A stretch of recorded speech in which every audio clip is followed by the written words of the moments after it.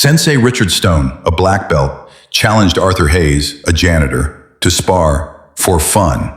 What happened next stunned everyone in the martial arts gym. "Hey, you there cleaning? How about a quick demonstration?"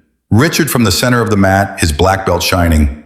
"I bet you've never seen a real fight, right?" Arthur stopped mopping and slowly looked up. At 42, he'd been cleaning the gym for only 3 weeks, usually after hours.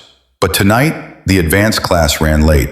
"I don't want to bother you, Sensei," Arthur calmly replied, going back to a stubborn stain. "Just finishing up so you can get back to it?" Richard let out a loud, mocking laugh. "Everyone, look at this! The guy's afraid to even step on the mat?" The 8 students chuckled nervously, some clearly uncomfortable. Richard didn't know that Arthur had spent 20 years trying to forget who he really was. 20 years since leaving the fighting ring after a life-changing accident. 20 years keeping a secret even his teenage daughter didn't know. "Come on, man," Richard continued, approaching with his usual arrogant smile. "Just a little demo. I bet you don't even know a basic guard. How about showing my students the difference between someone who trains and someone who just cleans?" Arthur felt a familiar feeling in his chest, like an old muscle waking up. His eyes met Richard's briefly, and for a split second something passed between them that made Richard step back. "Just an educational demonstration," Richard insisted, trying to hide his sudden uncertainty.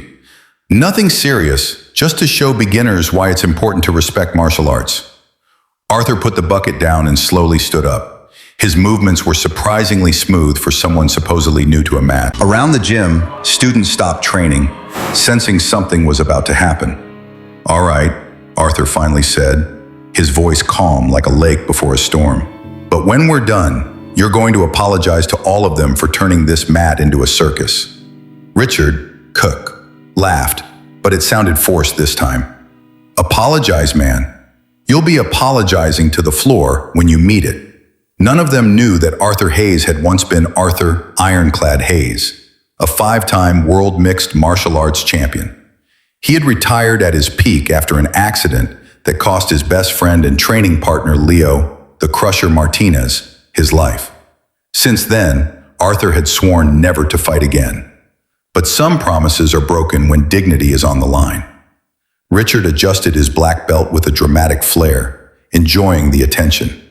"Everyone gather around. You're about to see a lesson worth more than 6 months of training." Click. The difference between those who dedicate their lives to martial arts and those who just clean the floor where real fighters walk. Arthur stood still in the center of the mat, but his breathing had changed. His eyes closed briefly, and for a moment he wasn't in that gym in Denver. He was back at the National Gymnasium in Las Vegas 22 years ago, hearing similar insults before his world title fight. "Look at that little long-haired guy. I bet he won't last 3 rounds against a real fighter," someone had yelled. Arthur had won by knockout in the 2nd round, but the victory came at a heavy price. The pressure from the racist comments had made him lose control during a sparring session, leading to Leo's accidental death. "So, Janitor," Richard sneered, circling Arthur like a predator. "How about showing my students how not to do a basic guard? Or is that too complicated for someone who only knows how to push a mop?" That's when Maya Lin couldn't stay quiet. The 22-year-old jiu-jitsu purple belt and psychology student had been studying sports discrimination. What she saw was deeply unsettling. "Sensei Richard," she began timidly. "Excuse me, Maya, but who's teaching here?" "You are," she replied. "But that shouldn't include racial humiliation disguised as a technical demonstration." Several students exchanged nervous glances. No one had ever challenged Richard like this. Richard's face turned red with anger and embarrassment. "Racial? Haha," Richard forced a laugh. "This has nothing to do with race. It's about respect for martial arts and knowing your place." Arthur slowly opened his eyes. There was something in Maya's words, her courage against authority, that reminded him of his younger sister Chloe. She had the same determination, the same refusal to silently accept unfairness.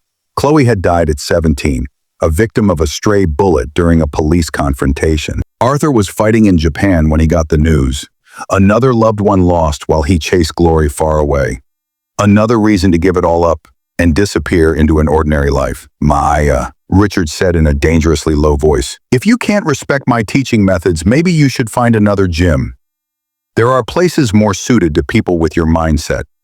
The threat hung heavy in the air. Maya felt a chill, but stood firm. My tuition is paid, Sensei, and I believe everyone here deserves a learning environment based on mutual respect, not humiliation. That's when Arthur did something unexpected. He started to smile. It wasn't a nervous or weak smile. It was the slow, deliberate smile of someone who had just found a reason to stop hiding. Richard, Arthur finally said, his voice quiet but full of authority, making everyone turn to him. The young lady is right. This isn't about martial arts. It's about you trying to feel important by putting others down. Richard spun around, his face red with anger. How dare you lecture me about martial arts? You don't even know what a dojo is. Arthur stepped forward, and his posture fundamentally changed. His shoulders straightened, his balance subtly shifted lower, and his feet moved into a perfect fighter's stance. Actually, Arthur said calmly, I know exactly what a dojo is, and I know that this place stopped being one a long time ago. Richard felt an unexplained chill. There was something about how Arthur moved now, how he filled the space that triggered his self-preservation instincts. But his wounded pride wouldn't let him back down. Enough talk, Richard growled, taking his fighting stance. I'll teach you respect the hard way. Maya watched with growing worry, but also professional interest. She'd studied hundreds of hours of fights for her research, and Arthur's movements reminded her of legendary masters from old videos. The efficient movements, controlled breathing, the calm presence that radiated contained power. Arthur closed his eyes briefly, letting 22 years of muscle memory return to her, to your students, and to turn this place back into a learning space.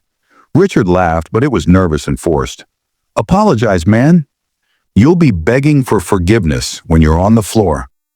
Richard couldn't see that Arthur had already spotted all his weaknesses. The high guard leaving his body open, his habit of retreating with his right leg first, and how his shoulder movements gave away his punches. 22 years away hadn't erased decades of precise technical analysis. Maya noticed other students instinctively backing away, like wild animals sensing a coming storm. The gym's energy had completely shifted, as if the air was charged before lightning. When everyone laughed at Richard's last taunts, something unexpected appeared in Arthur's expression. Not anger or revenge, but the calm determination of someone who had found a reason to break a 20-year vow of silence. Some of those present began to realize that something amazing was about to happen. Richard remained in his aggressive stance, typical of someone trained in controlled settings against predictable opponents. Arthur stood still for a few seconds, just watching. His eyes scanned Richard from head to toe, automatically noting every detail.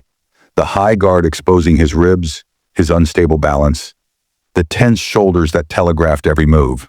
Still waiting? Richard sneered, bouncing slightly on his feet. Or are you just going to stand there like a lamppost?